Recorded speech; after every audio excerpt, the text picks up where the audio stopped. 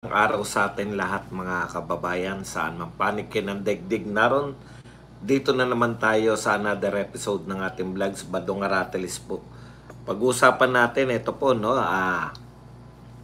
si Ping Lacson po tinawag na alanghiya, ha?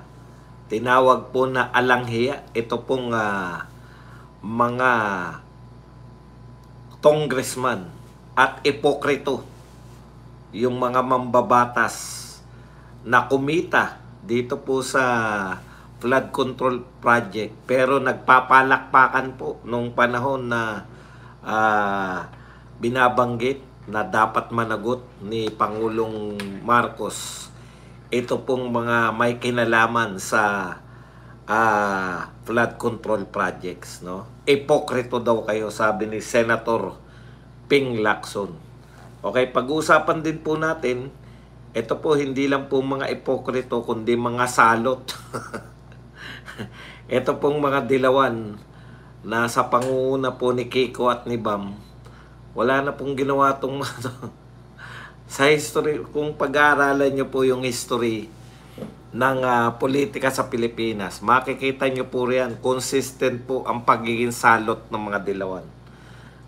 No? Talagang ito ang isa sa mga bukbok ng politika sa Pilipinas. Wala nang ginawa yan kundi yung may self-righteous sila kasi, no?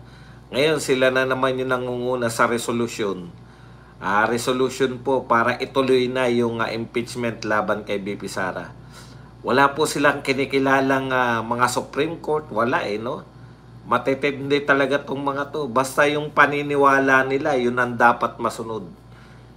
Kung tutusin, ilan lang po yan? 3 lang po yung salot na yan. Kaya lang dahil marami ring bugok na senador na wag na natin banggitin na Tito Soto at saka Erwin Tulfo, napapasama dyan sa mga magagaling magsasalita ng mga dilawan na salot.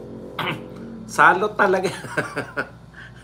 Kaya tama tayo na yan ang talagang dinikdik natin at binura na natin yan. Pero ano pa rin di ba? Correct. Biruin nyo, ang dami pong problema ng Pilipinas. Kapapanalo pa lang ng mga dilawan na yan. Yun kagad ang inatupag, magpapirma ng resolusyon. Yan po ang pag-uusapan natin at iba pang balita. Pero bago yan, kung bago ka pa lang dito sa ating channel, mag-subscribe ka na. Dahil ito lang ang tanging channel na may kinikilingan, may pinapanigan, una sa balita, huli sa impormasyon. Kaya ano pang hinihintay nyo? Pindot na, okay. Uy, nagpapasalamat kami sa mga viewers po ng ng Birada Aguila. Yan na po ang pinaka anong tawag diyan? Pinaka maganda pong pinakamaraming live na nanood mula po nang nagsimula kami.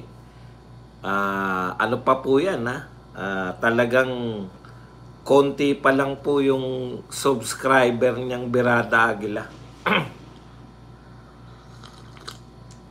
Okay. Pag-usapan natin, no? Actually, marami pa ibang balita. Katulad po nito. Alam niyo po, ito, punong-puno po ng kaipokrituhan tong mga nasa House of Representatives, no? Pasensya na po, Ito talaga ang tawag dito, ipokrito, no? Siyempre, pinangungunahan po ng House Speaker. Ito po ang sinabi, kung hindi ba kayo maipokritohan. Tandaan po ninyo, si BP Sara po nagpahayag na way back. Sabi ni BP Sara, ang may control ng budget, isa po sa dahilan bakit siya nag-resign sa DepEd. Kasi na-realize niya na inuungguan lahat, no? Ang may control po ng budget ng Pilipinas, si Martin at saka si Saldico. Yan ang sinabi ni BP Sara. Ngayon, yung iba, hindi pa naniniwala. Alam nyo naman yung mga Duterte. Laging advance sila, no? Advance po sila sa mga sinasabi nila. Si Tatay Digong, nung sinabi niya, natatandaan ko, di ba? Wag na natin ibalik yun kasi eto muna si BP Sara. Sinabi yan ni BP Sara, wala naniniwala. Ngayon po napapatunayan natin sa pamamagitan po ng mismong mga kakampi nila. Hinihintay nga natin magwala to si Prasco, yung asawa ni Cristina. Kasi binabanata ng mga tauhan, tingog party list yung nangunguna, no? Alam naman natin yung tingog party list ay hawak to ng mga Romualdez. Ito po ang sinabi ng pagmamarunong. Yung po bang yung BICAM, di ba? Pinalalabas po nila na sa BICAM lang nagkakaroon. Ito po, no backroom haggling. The people have every right to know how their money is being spent. If we want trust, we have to earn it, starting with an open BICAM. Okay lang po yan kung sinabi nyo yan, unang taon pa lang ng panunungkulan mo bilang House Speaker. Sinabi mo yan, ika-4 na taon mo na House Speaker.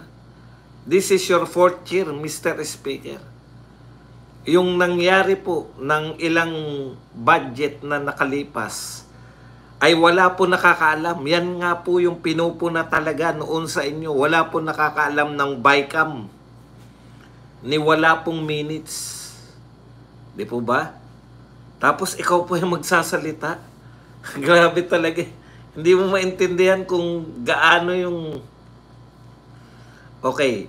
Pero, given, halimbawa po, nagkatotoo to.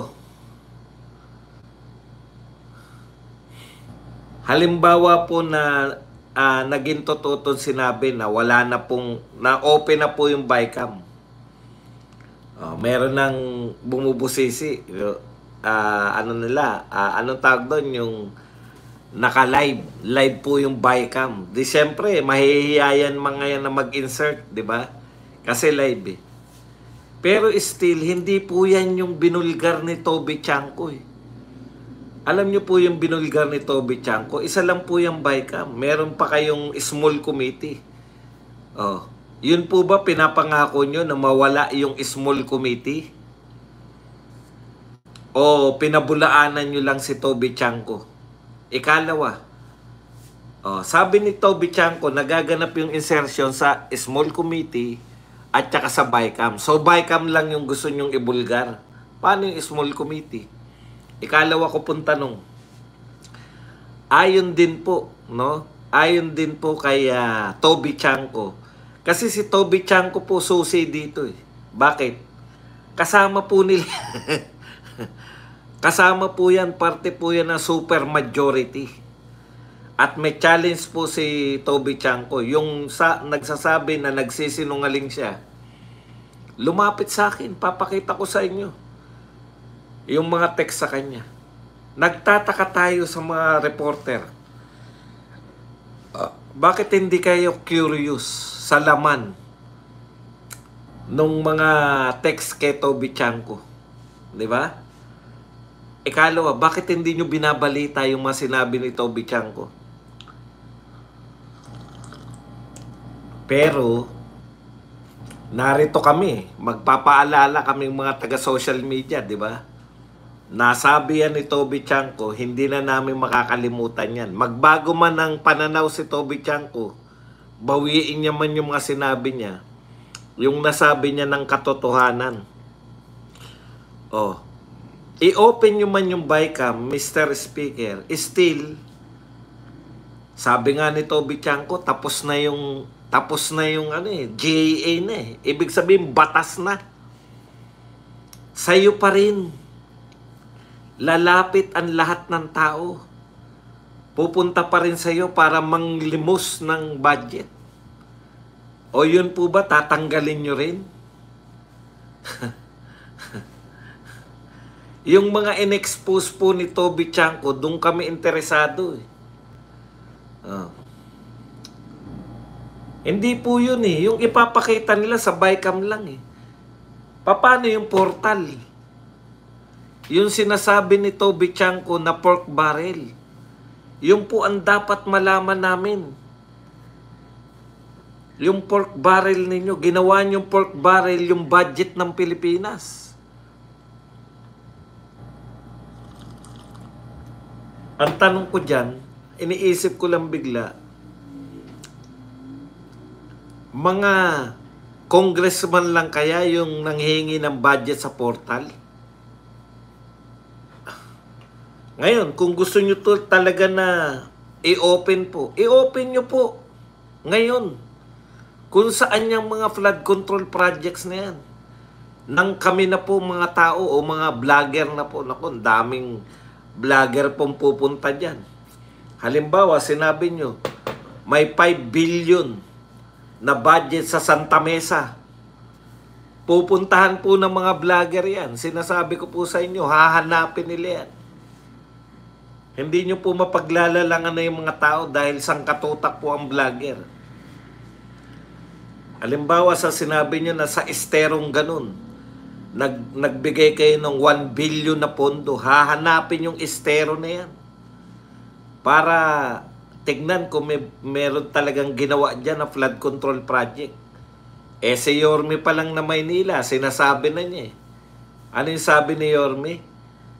Umiiral yung mga pumping station na dati, yung mga luma. Pero yung pinatayo ni Chua o ng congressman ng Maynila, bago, hindi gumagana. O yan po. 'Di ba? Kung alam ng tao kung ano yung mga pinagawa ninyong flood control, maire-report po yan.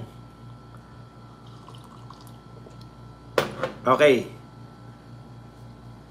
So ituloy na po natin to, no? Sabi po ni Ping Lacson, walang hiya. Ayan, ipokrito yung mga pumalakpak habang binabanatan ni Pangulong Marcos yung flood control, flood graph, yung mga katiwalian sa flood control projects. Una daw eto ayon to kay Lacson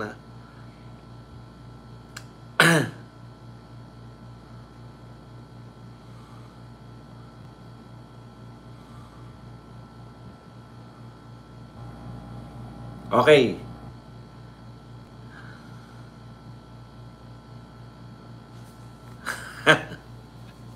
Nung una daw, habang sinasabi ni Pangulong Marcos, yung mga katiwalaan sa flood control, yung guni-guni lang, tatlo yung binanggit ni Pangulong Marcos, yung mahina, o dahil sa sobrang katkong sa pagbabudget, mahina na tuloy na ipatayo, madaling masira. Ang pinakamalupit, yung guni-guni lang yung flood control.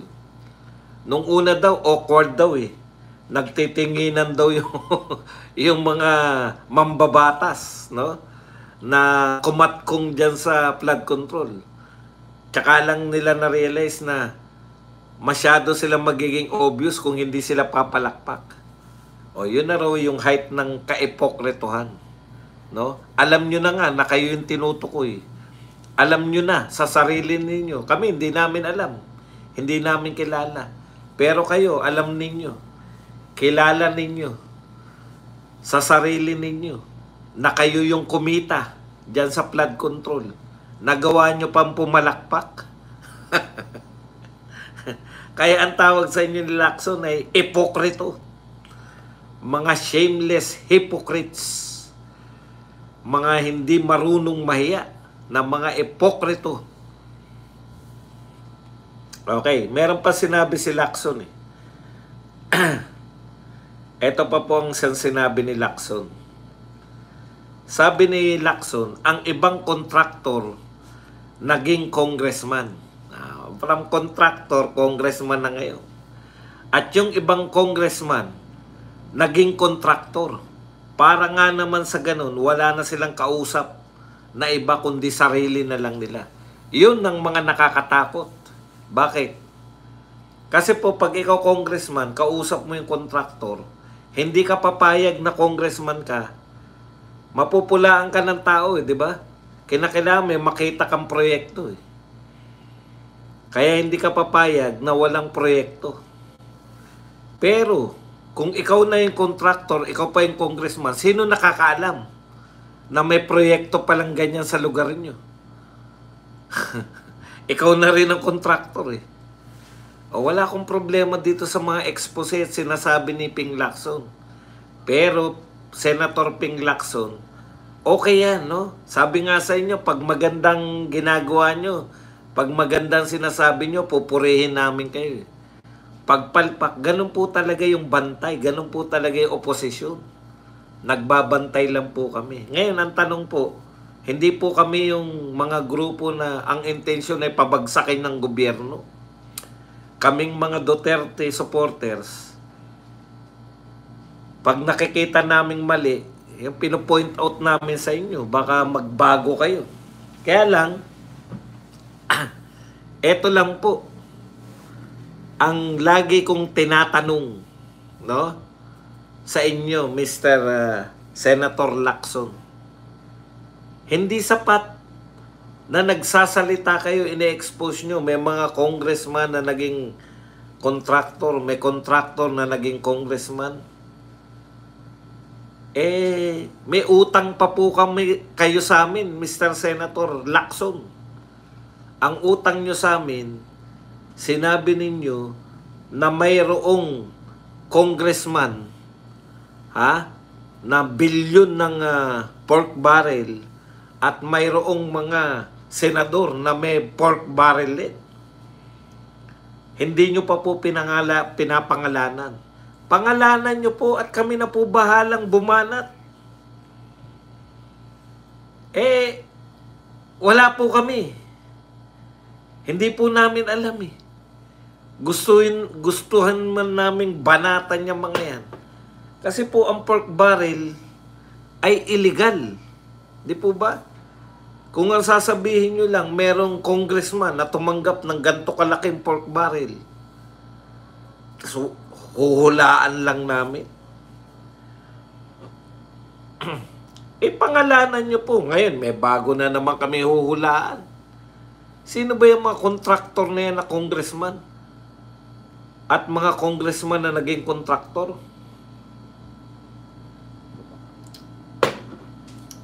Para po, no? Para po, mabanata naman natin. Maaraw-araw natin yung mga yan. Panay pahulaan lang. Hindi nyo kompletuhin yung expose nyo, panay pahulaan. Mabuti pa si Toby Chanko eh. Di ba? Kasi, sino ba yung naisip ko na gawain na po yan eh, ng mga mag-expose. Nakalimutan ko kung sino yung nagsabi. Si Tiglaw yata. Na pwede naman na para hindi na ma-expose. Di ba? Pwede rin po. Kaya kayo ngayon ang pinaghihinalaan eh. Mapaghihinalaan tuloy kayo na bakit ayaw nyo sabihin? Siya rin yun? Hindi. Yung nagsabi na yung ganyan expose tapos hindi mo itutuloy. Pag hindi mo itinuloy, alam na kung ano naganap, di ba? Meron na tayong experience na ganyan. Banat ng banat sa PCSO eh. Oh. Tapos, biglang tumigil sa kababanat. Oh, alam nyo na ngayon kung ang hinala nyo ngayon, bakit kaya tumigil to sa pagbira? Malamang, di ba? Yun po yun, Mr. Lacson. Eh. Bakit nga pala hindi nyo pangalanan?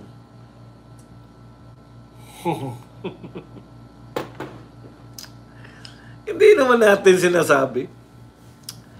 Tayo, nagba-blind item tayo dahil pucha, idedemanda siya na si Mr. Blind Item. Wala pong problema. No? Gusto namin yan na may nag-expose. Ang problema namin, sino yung ine-expose ninyo? Sino? Mr. President, eto lang po ang may papayo ko bilang vlogger. Ang unahin nyo po yung mga congressman na contractor pa. Kasi malamang yung mga yan, wala na silang kausap eh. Malamang yan yung may guni-guning proyekto. Di ba? Sino pang papalag sa kanila? Pag nireport nila na merong ganun, nang mahanap po natin yan, Mr. President.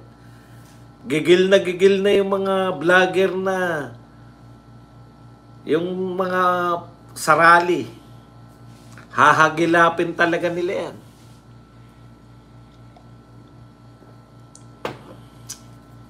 Okay. Punta na po tayo rito sa mga salot na dilaw.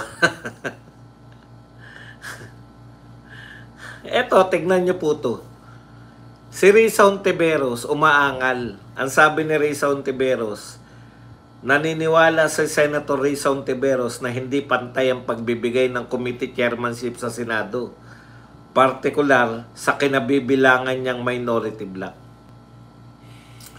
Alam mo, nagtataka ako sa iyo, Risa Hontiveros. Gusto mo palang maging committee chairman. No? Bakit hindi ka nagmiyembro ng majority? Hindi ko maintindihan talaga yung logic eh. Parang bagito ka ba? Ngayon ka lang ba naging senador? Yan yung problema pag yung lagi ka nasa minority pero nag-e-expect ka ng pribileyo na exclusive para sa majority. Hindi mo ba alam yun? Ako nga, hindi ako naging senador, hindi rin ako naging congressman. Normal po yun na yung majority, sila yung may hawak ng mga komite. Bakit? Majority sila. Di ba? Sa Senado, swerte nyo. Sa Senado sa Pilipinas, nagbibigay sa inyo ng committee chairmanship. Imagine niyo Ibig sabihin, ang point ko lang mga kapatid, gusto mo pala yung privilege ng majority, pero ayaw mo sumama sa majority. Tignan mo si Bam Aquino tsaka si Kiko Bam. Kiko tsaka si Bam. Bagamat sila, alam nila na dilawan sila, sumama sila sa majority dahil gusto nilang maging chairman ng education at chairman ng agriculture committee. Ikaw, gusto mo pala maging chairman, bakit ka magma-minority? Di ba? Di mo ba ina-expect? Ang ibig sabihin po ng minority, kayo yung taga-balanse. Kayo po yung, kumbaga, yung anong tawag doon? Kayo yung tumitingin kung yung majority ay nasa umaayon sa kagustuhan ng mamamayan. Fiscalizer. Fiscalizer ka nga eh. Paano ka magiging fiscalizer kung may hawak ka rin ng mga komite? Engot masyado ka kasing spoiled. Yan Ganyan po mag-isip yung mga yan. Eto, punta pa po tayo rito. Alam nyo, nadadala ko na sa Birada Aguila yung natin. Yung ginagawa natin dito. Bukas nga magdadala na ako ng laptop. Kasi ano na nga yun? Kasi pag ako nagtanong sa inyo, di ba, binabatuhan nyo ako eh. Di ba? Ano na nga yun? Sino na nga yun? Maya-maya may sagot na eh. Pucha dun, wala sumasagot sa ano na nga yung number 2? Walang sumasagot sa akin. Kaya nakahang sila eh. Kayo, maya-maya lang, sabihin ko, sino na nga yung artista na ganun? Maya-maya lang, sasabihin yun eh. Nasanay ako na ganun eh. Wala palang sasagot sa akin dun. Okay. Eto pa po, tignan nyo po yung mga utak na mga dilawan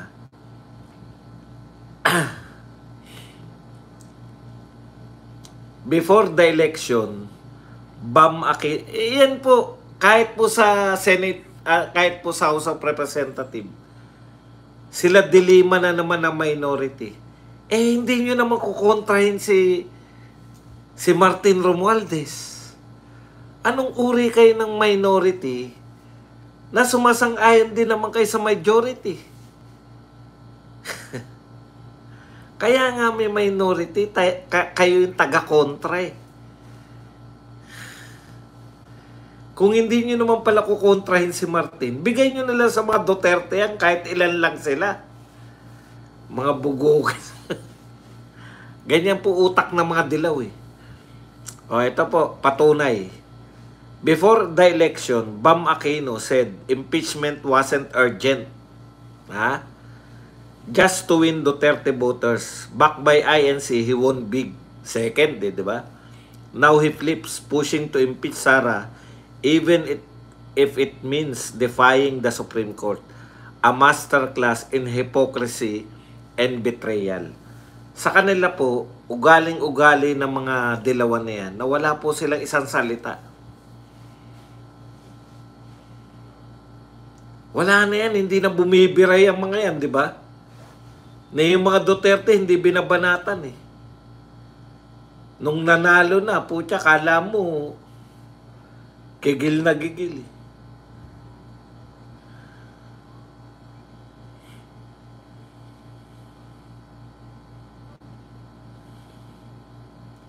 Ito pa isa. Alam nyo, sumikat to, sakit talaga sa mga, kung ikaw ay isang congressman o senador, gusto mo sumikat sa media, gusto mo maging media darling, banatan mo mga Duterte. Ito po si Redon, Tere Redon, hindi po to kilala before eh. Wala nakakakilala dito. Buhat nung binanatan yung si Duterte at ang Dolomite, ngayon panay pa interview na.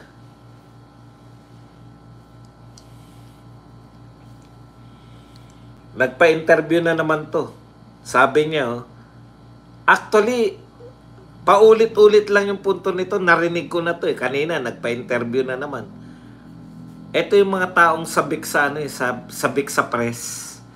Kada makakakita ng mikropono, uy, si Redon, salita na kagad. Ito po ang sinabi niya sa Supreme Court. Ang usay nila, yung mga tao na to, dilawan at makakaliwang grupo, ang uso nila mambola, no? Sabi ni Tere Redon, pag pinayagan ng Korte Suprema ang desisyong ito, teka muna, putulin muna natin. Alam mo Redon, anong sinasabi mo pag pinayagan? Desisyon niya ng Korte Suprema. Anong premise mo na pag pinayagan ng Korte Suprema ang desisyong ito? Nagdesisyon na yung Korte Suprema, hindi nila pagpinayagan.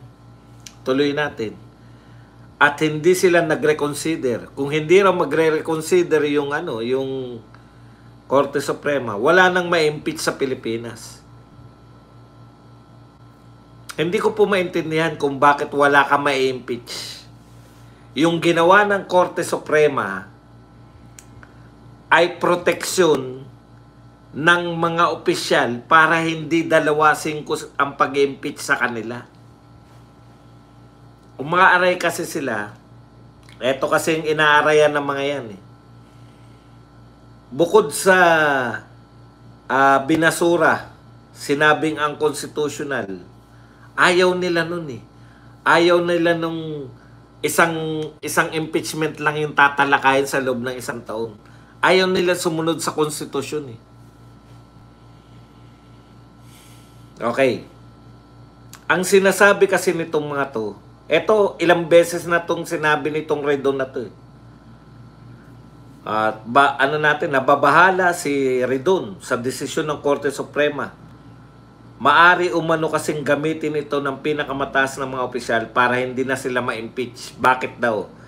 Kahit sino pong mataas na opisyal, meron lang silang kaibigang kongresista, i-endorse nila, mag-file ka na impeachment laban sa akin, whether galawin ng kongreso o hindi, mag-kick in na yung 1-year ban, sabi ng kongresista. Tignan nyo. Yun yung punto niya, di ba?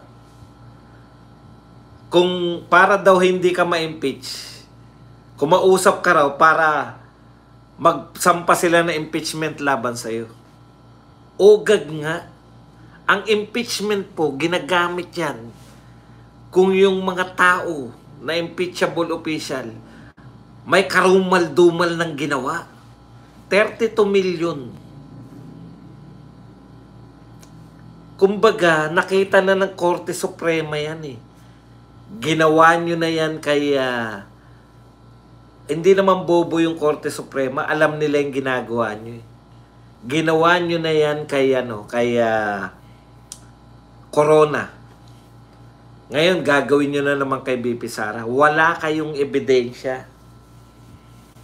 Ang dami nyo ng beses na nagpa-presscon, may nagbanggit ba ng ebidensya? Wala. Meron ba kayong hinarap katulad nung kay Hontiveros? Meron ba kayong alias Rene man lang? Meron ba kayong hinarap? Ako po ang taga-pirma ng Mary Grace Piatos. Kada pirma ko po, binabayaran po ko na 1,000. Sino nagbabayad sa'yo? Si BP Sara po. Walang ganun eh. Wala kayo talagang ebidensya. Ang sinasabi niyong paulit-ulit, ha? Ayaw ipaliwanag ni BP Sara yung kanyang confidential fund. Kung ayaw niyang ipaliwanag, therefore, mayroong anomalya. Inulit-ulit nyo lang yan. Inulit-ulit nyo lang. Asan yung ebidensya? Si Chua mismo umamin. Wala siyang ebidensya. Kaya nga nakikiusap siya kay Martires eh. Huwag po muna kayo magpasya. Hintayin nyo muna yung impeachment trial. Kasi doon nyo po makikita yung ebidensya. Imagine. Sa impeachment trial lang sila kukuha ng ebidensya. Kaya nilagay yun na Supreme Court. Yung salita na bawat reklamo nyo may kaakibat dapat na ebidensya. Imagine niyo, no? Yung mga pangkaraniwan lang po na kaso, kinakailangan mo pa ng ebidensya. Tapos eto, tatanggalin mo yung binoto ng 32 million, wala kayong ebidensyang nakalakip, ayaw nyo pa. Yung sinasabi niya, nauunahan lang sila, bakit kayo magpapauna? Kontrolado nyo yung House of Representatives, bakit magpapauna kayo?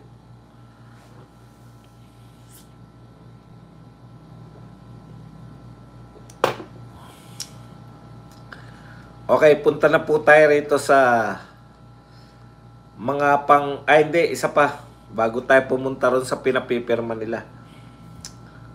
Ito po si Tabi Percy Sendanya. Feeling naman po, no, nagpapaawa, inaapi siya. Yung kaso daw sa kanya, kung ito ang consequence ng pagpapanagot kay BP Sara sa kanyang pangungulimbat ng 612 million na confidential funds, then I am at peace. Pangungulimbat na sinabi nitong hinayupak na to. Ang alam namin yung 612 million, yan yung confidential fund eh. Ang confidential fund po ba ay pangungulimbat? Alam mo, yung mga sinasabi, binabagayan na mukha yan. Huwag kang magmakaawat, hindi nakakaawa yung mukha mo. Okay. Punta na po tayo rito sa mga paeklat nito. ABS-CBN News. Senators Pangilinan, Aquino, Hontiveros, and Soto sign proposed resolution seeking to continue BP Sara Duterte's trial and apply SC ruling on impeachment in future impeachment instead. Tignan nyo ha. Okay. Ganito po yung pagkilala nila sa Supreme Court. Kinikilala nila pero wag daw ngayon ipatupad. ituloy daw yung trial, sabi ng mga pumirma, sabi sa resolution, ituloy ang trial ngayon. Yung susunod na impeachment, doon na itutuloy yung yung kaya kita nyo po kung anong uri ng utak meron sila. Ang sabi ng Supreme Court, final and executory. Pinal na. Unanimous decision. Ano ba yung hindi nyo maintindihan sa executory? Kabilang ba yung tignan nyo wag daw ngayon ipatupad kay BP Sara yung desisyon ng Supreme Court. Ito yung wordings BP Sara Duterte's trial, resolution seeking to continue BP Sara Duterte's trial and apply SC ruling on impeachment in future impeachment instead. Okay, yung ruling daw ng Supreme Court ay i-apply sa susunod na impeachment. Wag daw ngayon. Alam niyo ba yung sinasabi niyo? Ano ba yung ruling ng Supreme Court? Ang ruling ng Supreme Court, yung impeachment complaint laban kay BP Sara ngayon, 2025, ay unconstitutional. Anong sasabihin nyo na future complaint? Ibig nyo sabihin, i-apply nyo. Halimbawa, yung premise muna nila na for future na lang. Halimbawa, ako magsasampa ko na impeachment complaint kay BBM. I-apply ninyo. Ibig sabihin, automatic yung mag-apply, unconstitutional yung aking complaint. Bugok pala kayo Applicable, Applicable yung sinasabi na ang constitutional, applicable lang yun dito sa nireklamo ni BP Sara. Yung impeachment complaint sa kanya ngayong 2025. Yun yung dineklara nilang unconstitutional. Paano mo i-apply yun sa susunod na impeachment complaint? Ano ba naman yan? Yan yung problema no? Pag meron kang mga dilawan na corrupted ng utak, ang mga dilawan kasi, lagi sila lang ang tama. Yung pananaw nila, yun lang ang tama. Kahit Supreme Court na, mali kayo, kami lang ang tama. Anong uri ng panawagan to? Magre-resolution kayo. Anong palagay nyo sa mga senador katulad nyong engot? O may na pa, pinangunahan ni Kiko at ni Bam. Sino nagsabi na sila ng una? Eto. Ayan, Senate resolution pushes Sara's trial. A resolution is being pushed in the Senate asking Senator Miguel Zubiri yesterday pointed to Senators Francis Pangilinan at Bam Aquino being behind the resolution.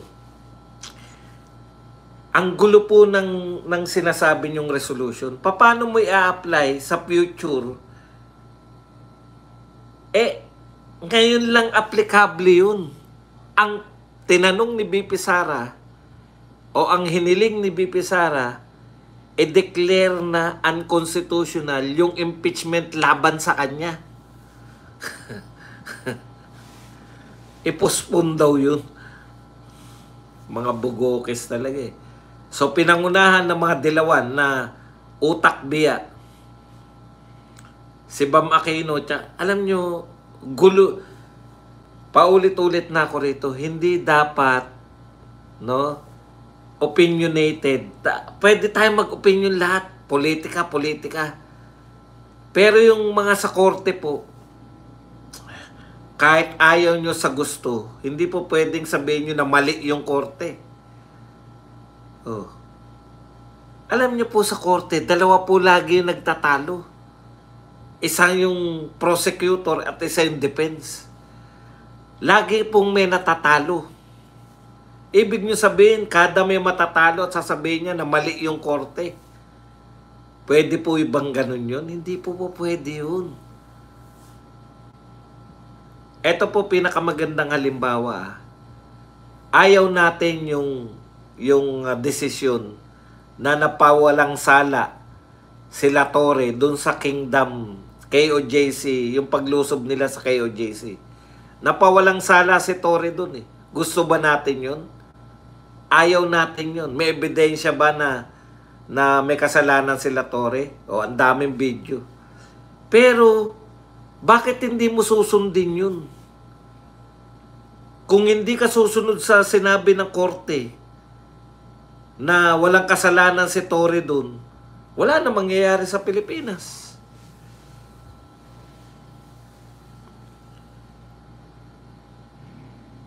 Eto po, Supreme Court yung nagsasalita eh. Hindi nyo kikilalanin. Wala kayong karapatang maging senador. Wala kayong karapatang maging congressman kung hindi nyo kikilalanin yung Supreme Court. Bakit? Kasi gumagawa kayo ng batas eh. Tapos hindi nyo kikilalanin yung nag-i-interpret ng batas.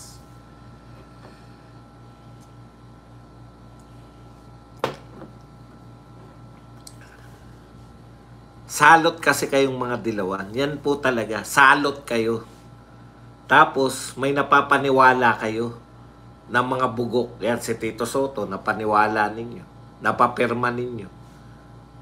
Kaya yung sinasabi ni Karen Davila na bagito lang si Marcoleta o si Tito Soto, pinakamatagal na naglingkod dyan, na aktibo pinakamatagal na aktibong senador, Tito Soto. Ibig mo sabihin, mas magaling si Tito Soto kaysa kay Rodante Marcoleta?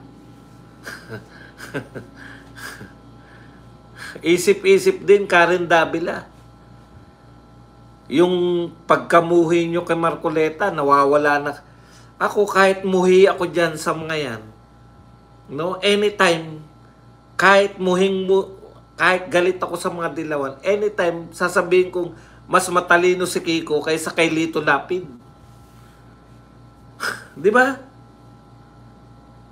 Dapat na didistinguish nyo pa rin, iba pa rin yung husay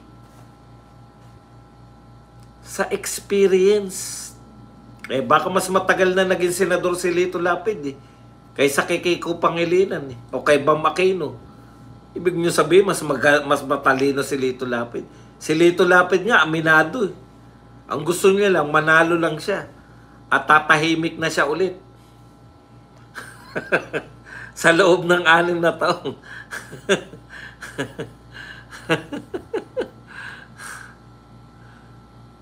Ang tato ni Kuya Pulong, ikaw na.